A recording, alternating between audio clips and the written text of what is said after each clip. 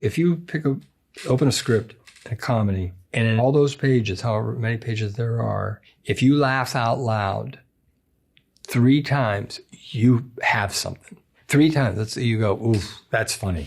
That's really funny.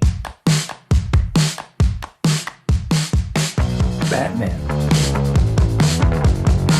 Don't kill me, man! Don't kill me! Don't kill me, man! I'm not going to kill you. I want you to do me a favor. I want you to tell all your friends about me. What are you?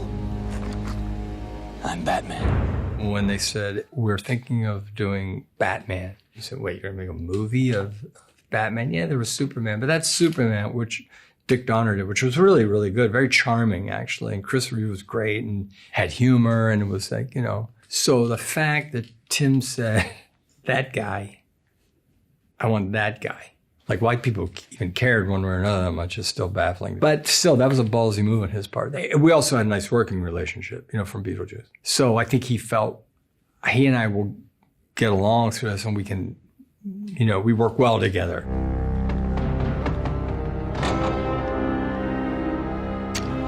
We literally were figuring out how to make it work like the day before my first shot in the suit. What his idea was, and a person would get in it and this would actually work, was you know, that's a big leap. And so a lot of it was adjusting the whole thing physically, you know, and also how was I going to move? You had to feel it. You had to feel the vibe and feel where your position was literally on a set and what the impact was just in this and what the whole thing was and all the loneliness inside that really deep, lonely thing, you know. The guy was already inside, you know, now he's really inside this thing. Like I said, work the suit, baby. Just work the suit. That thing will get you 3/4 of the way there, you know. What I never talked about really, which was easy, to be honest, was I never thought about Batman. It was always Bruce Wayne. Who's Bruce Wayne? You start with that. Could you tell me which of these guys is Bruce Wayne? Well, I'm not sure. He witnesses the murder of his parents, you know. That's a lot to start with, especially the Frank Miller approach, which is what we took. And also determining with Tim that he was so not cool, kind of odd, you know, an odd dude. You want to know the truth? I don't think I've ever been in this room before. That scene wasn't even there. That was me when we were working on it. I said, he probably has never been in this room. Also, it's probably cold, kind of damp, you know, nervous about this date, you know. And finding those spots to be funny, which was not there. Where's this funny, you know? More people have asked me about it than I've even volunteered talking about it. So people make a bigger deal out of this. But it was really, really, really hard, like physically hard. It took me a long time to realize when I just did the flash. I don't know how stupid I could be. I was training to be really fit, and I was training. One day, Jack Nicholson walked by me. We were just starting to shoot, and I was kind of working on this bag, and I had been training to get, you know, fit. And he walks by me and goes, "What are you doing?" I said, "You know, just working out." And he goes, "What are you doing that for?" I didn't have an answer for him. He just walked off and went over to the trailer. I approached it totally wrong. It's better to be real small and little and thin inside the thing. You can move, you can breathe, there's room inside. I don't know what I was thinking, but I thought, you know, I'm an actor and I'm going to do all this stuff. I mean, it helped in terms of carrying the whole thing around all the time. And I was part of something that was friggin' game changer in terms of how they make those movies. I mean, that changed everything. Beetlejuice.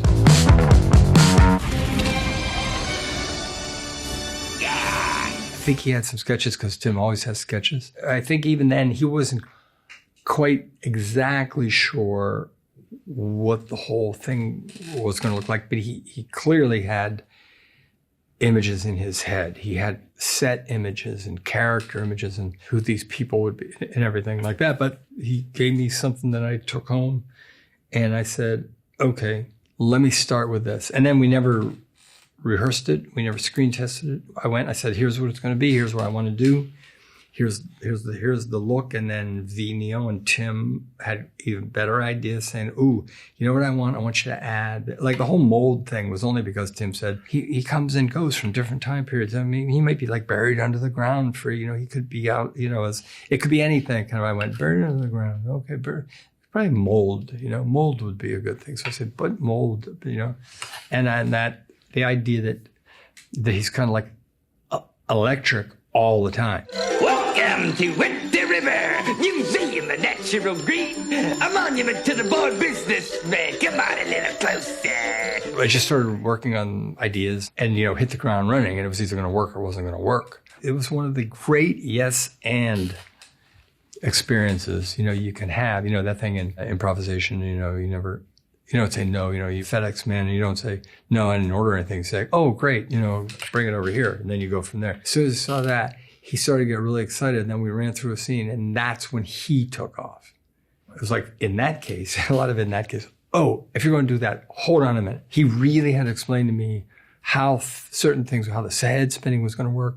He said, watch, I'll show you something. And then he'd show me, and I go, oh, I see. I didn't know what that meant when I read it, or I didn't know how that works. Literally, I don't know how it technically worked. In that case, how about if I do this? And it was like that. It was just most fun, just tremendous fun, just going off. There was nothing to lose. Well, there was a fair amount of money to lose from the studio, but. What do you think of this? You like it? Once you wear something, man, very often you go from here to there. I mean, as a kid, I would goof around. I'd make my family laugh, walking funny or imitating somebody, or, but you might grab something, put a hat on. You might put your dad's coat on or something, and you go, yeah, of course that's what he wears, When you wear something like that, you probably don't walk like that. You probably, it's huge. It's huge. I don't know why, but it's huge. I mean, it's one of my favorite things, if not my favorite thing, if you had to put a gun to my head and say, you got to pick one, just for the creativity of it all. And now you're returning the role of Beetlejuice again. Yeah. The approach is, can I do it? The rest of the cast is so good. And what's going on in the story is so solid. Yeah, I got there again, but I think for some of it, it was a little bit of, oof, boy, I think I'll get out. I'll escape because it's so good. Mr. Mom. Dad? Yeah? This is cold and the cheese isn't hardly melted down. Okay. I've got a stake in this kid. And I'm going to stick around to make sure that he's okay. There you go. What you're really interested in is the baby, huh? The baby's... I remember distinctly laughing about something that I never normally would laugh at, ever, in any other script. I remember where I was sitting. I was in bed. I was at the headboard. I think my head hit the headboard. I remember distinctly going, I can't believe I'm laughing at that. Because people who love comedy and read comedy and have done comedy, you just don't laugh at a lot of things that other people do because you're kind of looking at it. Is that funny enough, or is there a better line here, or how do I do that, or has that been done? Well, all that stuff. And I went, okay, this could really be something. So I meet with Hughes, who came out from Chicago, and I'm listening to him and I'm talking about it.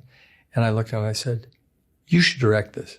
I said, you know how to make movies? I said, no, I just want to write it. And then he went off, and he really never was much around. And Harry Columbia and I, my manager and partner, would basically rewrite a lot. And then if you look at that cast, that's a really great cast. The fantastic, the greatest, Terry Garr, who doesn't get mentioned enough for me. Jeffrey Tambor and Martin Mull, When I read it, I said, man, this is really funny. But it has to be done a certain way, because I looked like I was about 10, So I go, okay, marry young, I get that. I come from families, my family kind of married young, but I still look like I'm 10. And I said, you have 3 kids. So we had to kind of justify that and rationalize all that. And then we had to, kind of work with the director and kind of guide certain things, say, now I think we got to, change the direction. That's not really funny because it looked old fashioned or whatever. But he had a great ability visually, and he made it almost look Norman Rockwellian in a way. Forget the paper. There we go. There we go. That's it. Would you forget the paper? He put the campaign together, the ad campaign like that. Great idea. That shot of me holding up the baby to the air blower. Really solid, nice hit, bigger hit as years went on. Here's the reason I like to talk about Mr. Mom. Totally before its time. People go, yeah, just, a little funny, nice, lighthearted movie. Yeah, it was, except that at the time, the economy wasn't doing very well. No one was really talking about a woman going into the workplace and a man staying home. Now, you could probably go back and find. In fact, there's a great Gary Cooper movie. I forget the name of it. He had to kind of take care of a baby or something. But nobody was really talking about that. Inequality, opportunities for women going into the workforce and what they come up against. Guy having to do what were traditionally woman's roles, you know, and doing it comedically, right? I'm extremely proud of that movie. That movie was ahead of its time and funny and really good-natured, and a John Hughes script. Multiplicity. We didn't destroy your life, Slick. You did. As a matter of fact, we were trying to save it for you. We were doing pretty good, too. We just had one bad day. Multiplicity, to make today, we could do it in about 17 minutes. It's 96, right? You don't have all the toys. But it was Harold Ramis, the great Harold Ramis. He approaches me about this idea, and I immediately liked the general idea, didn't know how we were going to do it. But what I didn't want to do was go, well, when he does this one, we'll put on a fat suit. You know, he did this makeup. You know, that to me was not cheating, but I thought, because what if you cloned yourself? You'd still have you, but what is the thing that's not you in that? That was the premise. You know, what's the little thing? It's always so very versions of me. You can't just go out and meet some strangers and bring them up here. Hey, what are we supposed to live like, a couple of monks? I think 2 was like the testosterone-driven version. You know, the testosterone level got a little off, and the second one, it was an adjustment, I guess, and just really sensitive. We gotta sit down and have, a rap session or something, because you're both feeling a lot of anger here, and I'm just afraid, you're like 2 lions or something. Shut up. Shut up. Nicest man. Do we decide, is he gay? And Harold wisely said, I don't know. I said, no, it'll help me as an actor because I'm good with it, And he'd say, I don't know. And I went, that's right. It's exactly right. What does it matter? He goes, he's just really sensitive. One of my favorite characters of all time, by the way. The other guy was a risk because I said, okay, let's really go. Let's steal from Jerry Lewis. Let's be honest. Let's just steal right from Jerry Lewis. Sorry, Steve. That leg's going to have to come off. A lot of times it was a stand like this, a light stand with a golf ball, a ping pong ball on it. So I had something to focus on. But you always had to know where your eye line was. And you'd be in a scene. And then he wisely brought in a couple of guys who were great help to me, actors who would come in and then I could play off of them. Sometimes that was really helpful. Sometimes it was a distraction because it would be like you'd go, okay, we start the scene with 4, who was the most extreme, but he's talking to 2, and then you got to go back to 4. But then later in the afternoon, we're going to 1. Like a good day would have been, Harold say to me, wow, you get to be 1 almost all day today. And I thought, oh, great. There was a lot of improvising because Harold comes from a real improv background. So that was another thing. Say, well, if we're going to improvise, you can't improvise too much because it could throw everything off. So I'd be doing a scene, with one of the guys, one of me. I'd go, oh, when I come around, I know what I have to say. I know what the scene is, and I got to say this to him. So sometimes what was great is I get an idea. So I'd set myself up because I knew when I was coming around to the other guy, I'd do the other half of the joke. Sometimes worked, sometimes didn't. And sometimes I could tell the guy, if it was an actor, I'd say, when we do that, just give me that, so that all day long, every day, which is exhausting, but tremendous fun, actually, and really, really, really hard. Ben Stiller was walking across the set one day, and we had never met. I go, hey, what's going on? And we were walking. He was going to work on set, and he asked me what I was doing. I told him, I said, here, I'll show you. And I pulled him in the trailer, and I had a chart on the wall, like this, pasted up. If this guy goes here, then it's 4 is here, and then he goes back to 1, then I'll go back to 4, then I go to 3. And then, in a day, and he kind of looked like this and didn't say anything and just walked out and walked away. And I've never talked to him since. And I have no fucking idea if he went, holy fuck, I don't even want to know about that. I forgot to shut the windows on the Volvo. It's going to be soaked. Do you mind? No problem. I get it. Just making Andy McDowell laugh. Sorry about yelling for the kids and everything, honey. She said, one day, I literally peed my pants. And I wanted to see if I could pull it off. To influence a person's bladder is such a sense of power. Chris Rock and I were talking about this. The great thing about stand-up that I miss is weaponry. To go, you know when it's working, and then you gain power. In the set, you go, oh man, I haven't even gotten. I know what I have coming. They don't know what I have coming. You know, and I go, and this is working and working and working. And I'm going to set this thing up just so when I pull this thing out of my hip pocket, this thing that I know works because I've done it 1,000 times, this is going to blow the fucking roof off. There's nothing even close to that. I love doing multiplicity. Spider-Man Homecoming. How many times have I told you not to fire them out in the open? Hey, you said move the merchandise. Under the radar. Under the radar. That's how we survive. If you bring damage control or the Avengers down here, we're through. Those movies are kind of in some ways, I think, easier and not easier. So you go, okay, you know, it's kind of playtime, really. You know, it's kind of like we're playing. You know, there's so many people who've done, like, you watch Willem Dafoe, who's also in Beetlejuice. This cast is insane. When you watch him in the Spider-Man, he's unbelievably good. I mean, he's unbelievably good. I was like the first one in. I was the guy first in, right?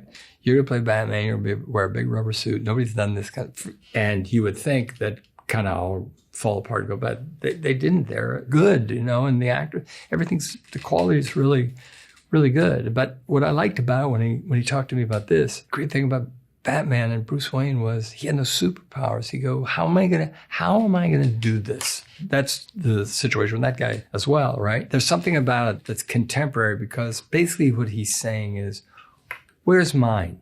What about me? Which is out there and was out there and still is out there. So I said, that's what this guy is. He goes, you know, he didn't pick this, but he said, okay, really, fuck you. 8 years. Not a word from the feds, nothing from those Halloween costume-wearing bozos up there in Stark Tower. And then all of a sudden, this little bastard in red tights shows up. And he thinks he can tear down everything I built. I love my gang. Those guys, those actors, it was so fun to show up, and they're my boys, you know? And I berated them, and, you know, I took one out, had some laughs with those. I love that whole and all that stuff, you know? Much ado about nothing. Forget not that I am an ass. I said, I can't do it. I don't know how to do this. And he said, no, you know how to do it, Bryan. And I go, nah, I don't know how to do it. I don't want to do it. Thank you. I'm really honored because I so love Henry V when I saw it. It was, I mean, I see Shakespeare a whole different way when he does it. He's just so brilliant. When he said, no, you can do it. And I said, no, because, you know, I'm going to look foolish. First of all, Americans doing it kind of sound dumb. He said, no, forget all that. Denzel's not going to do that. Nobody's going to do any of that. And I said, well, I'll make something up. We're in Tuscany, which was stunningly beautiful. And I'm going, I'm a movie star in Tuscany making movies. And how much better does this get? And it was really hot. Really, really hot, like brutally hot. And so, of course, I'm in really hot, warm stuff with a shitty beard. The offender did call me ass. I beseech you, let it be remembered in his punishment. Somebody told me, and it might have been Bryan told me, but there's a Celtic influence in a lot of Shakespeare. Apparently, according to him or someone, not me. And so there's like this little bit of a Irish thing, sound to it a little bit. And then I just decided to make this guy up. Because frankly, Dogberry, when people go, the great, you know, you read Shakespeare, I said, of course, the comedic, and I never found them funny for a minute. You know, I'd look at it and go, I ain't laughing. You know, I'd go see a play and I go, yeah, I'm supposed to laugh because it's Shakespeare. It's not funny. It just doesn't make me laugh. So I thought, well, I got to do what I got to do. He loved it. And he had this wonderful Shakespeare scholar.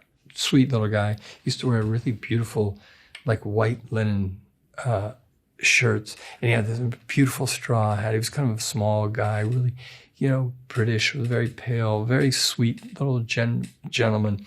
I could watch his face fucking, like sweat would drip off his face and his little hands would shake thinking, what the fuck is this guy doing? And Brenda would be like calming him down, going, you know, like rubbing his arms. It's going to be fine. And he loved it. He thought, oh, this is great. Which to me, A, made me laugh, but also I felt badly. I thought, oh man, this poor guy, geez, you know, the poor man is a scholar. And I'm some schmuck from, you know, Pittsburgh who thought it was funny, and it is funny, to pretend like I ride in on a horse. I just thought, I don't know, he rides in on a horse in his head. Otherwise, Dogberry doesn't make me laugh, you know. This poor fucking guy. Birdman. I was just thinking about that subtitle. I have a lot riding on this fucking plane. Oh, is that right? Yeah. People know who I am. Bullshit. They don't know you, your work, man. They know the guy from the bird suit who goes and tells coy, slightly vomitous stories on Letterman. Probably people don't believe it, but there's zero connection except that you go, oh yeah, I'm in an industry and I am that guy and I'm not playing that guy. So obviously that's something. So I have some experience with that, but that, I mean, all you do is watch the movie. That's so far removed from what the movie is, you know. And this was before we were talking about meta then, and now you hear a lot about it. But I never ran away and go, no, I can't. The obvious was the obvious. However, that's not really what that movie is at all. In a lot of ways, that guy is about as far away from me. I may, like a lot of us, be a little nuts. I'm not that nuts. I'm a human being, so I know what it's like to get worried and sweat things and feel, you know, a little insecure from time to time. But I never give in to desperation. And this poor guy, you know, he was living in despair a lot. Desperation owned him. What's wrong with me? What are those beg people to love me? Eddie, please just give me the gun. I just wanted to be what you wanted. You know, when you're talking about Alejandro, there's no one like Alejandro, and there's not going to be anyone like him. You know, he's just really special and bold, man. The guy's so bold. You should be careful. Sorry, can't talk. Late. Music. Well, weirdly, it was a really pleasant experience because of how difficult it was. I mean, usually I think people talk in terms of, well, it's really difficult, it's really hard, but most of the time hard is really exhilarating or fun, especially if you pull it off. But so much was missed in, you know, the whole one-shot thing. That was extraordinary and is extraordinary. There's actually a couple people have done it, but they don't pay attention to the story. This was, you know, the difficulty in this was a lot of things, right? First of all, you got to care and you got to buy in. And it's so crazy. And there are so many levels to it. And it had to be meticulous in its execution, down to the choreography. Every day was one shot. Every day was one shot the entire day. In Knox Goes Away, the movie I just directed, we'd do pages. I'd knock off scenes in a day. I'd even think of ways to go, you know what? If I'm smart, we can actually do this and run over and grab that other thing that I'm going to need. And then we don't have to shoot it on Thursday. We can go shoot that other thing on Thursday. I'm pretty good at that, actually, but there was none of that. You can't do that. It's like more like a series of rehearsals and doing a play every day and then accomplishing one scene. That's it. And then you shoot all this stuff and run through it because, you know, if I walk through that door and you're coming down the hallway, right? And we have to be word perfect because it's coordinated such that I have to meet you in the hallway when we get down and have that scene at a certain spot because we have to hit a certain spot and turn the corner and get down steps. And if somebody screws it up, you have to do it all over again. Anybody, you know, crew, actors, him, anybody, or something goes wrong. You know, you can't control everything. You know, a bird flies through or something. You know, at the end of the day, sometimes people just would applaud, you know, like people would feel like, yes, we did it. We did it again. Especially him. He'd be so excited because you'd think you'd have it. And everybody go, I think that's it. And sometimes probably, I can't really remember. There were probably days where we probably did get it kind of early. Then you go, no, let's go back. And he's perfectionistic and like that. It's a really great experience. Spotlight. I need you to tell me something, Jim. Could it be 90 priests? What? Could it be as high as 90? Jesus, Robbie. I need to know, Jim. I wouldn't be asking if it wasn't important. You gonna stop this, Robbie? It was a case where you got to talk to that guy. You got to hang out with that guy because it's real. It's a story that happened. These are real people. It's based on the Washington Post journalists. And so hanging around with Robbie was vital, obviously. But after a while, even that, I kind of go, that's enough. And also there's something weird to me a little bit about it. In the case of having to hang out with Robbie, this was not what I'm about to say, but sometimes I feel kind of like vampire or something, you know.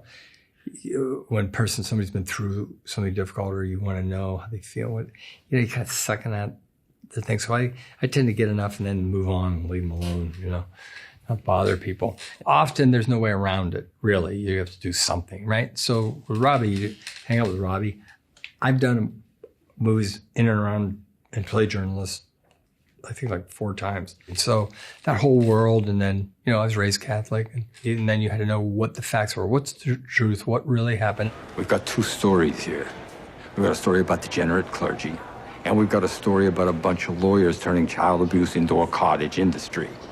Now, which story do you want us to write? Because we're writing one of them. When I was a kid, I used to like to try to impersonate people, and I used to do accents, things I saw in movies or on television, you know. The interesting thing about Robbie, when I first met him, I went, oh, thank God. He doesn't even have an accent. I'm kind of lazy a lot of times, and I go, okay, I don't have to do that. Good. Make my life a lot easier. I don't have to be subject to anything. People want to wait for you. No, man. You know, New Yorkers aren't like people from Boston. Man, fucking Boston people just go, wait. They go, wrong. And then I heard him speak with somebody who was thick as could be. And he said, oh, yeah, that happens to me. You know, I've been around the world a lot. But he mean, and it's not like he doesn't put it on.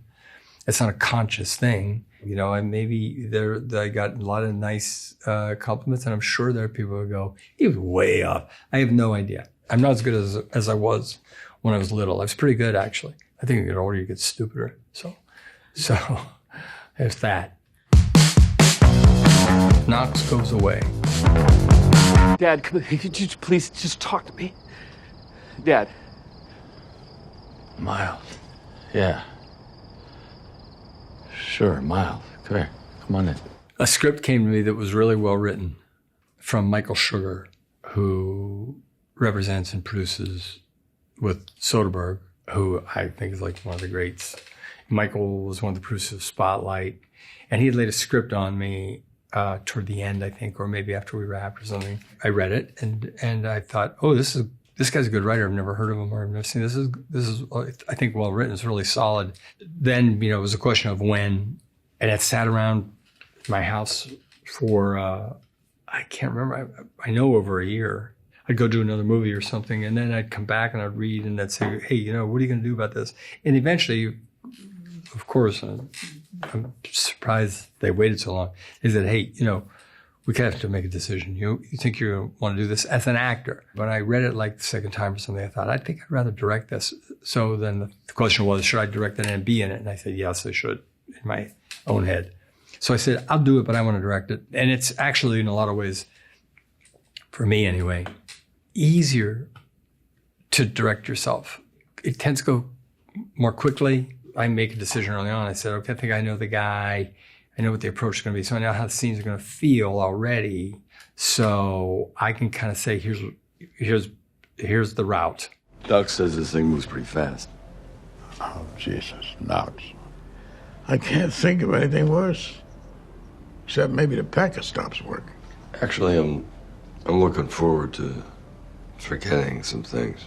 I don't know that I'd do something like that again. If I didn't have to play as many things inside a character, I'd do it again, but I wouldn't do this kind of guy again. That was pretty hard. Yeah, it's a lot to keep track of. Yeah, a lot. Constantly. Honestly, I had to be reminded at times. It was kind of embarrassing. We talked about a scene, and people would be, you know, saying, and of course, you know, this and this, go, wait, where am I now?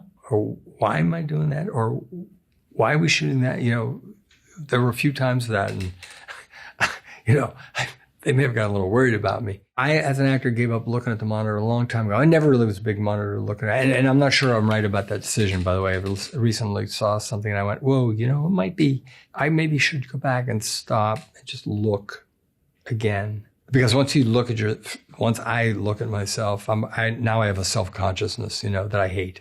But you do have to run back and look at the monitor. There's no way around that now. And also, you've got to work with an amiable DP, and it's somebody secure who goes, yeah, cool shot. I like that. It's a good idea. Let's do your shot, you know. And then most of the time, or half the time, or some of the time, they'll say, that's a really good shot. You want to see a better shot? And he'll go, yeah. And I'll go, that's a much better shot. Yeah, let's do that. clean and sober. That's about it, right, isn't it, Craigie? Yeah, oh boy, big 307 a week. Boy, you gotta allocate that motherfucker, don't you? What's that, lean cuisine, maybe some pork and beans? Hey, why don't you get yourself another pair of those plastic shoes?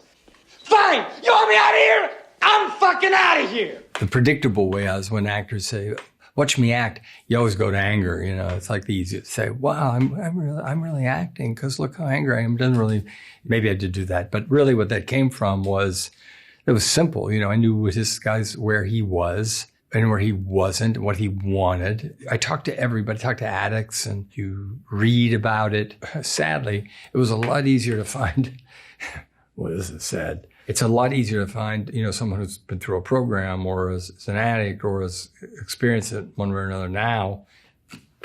I probably wouldn't have to leave the room. Well, I wouldn't have to leave the room.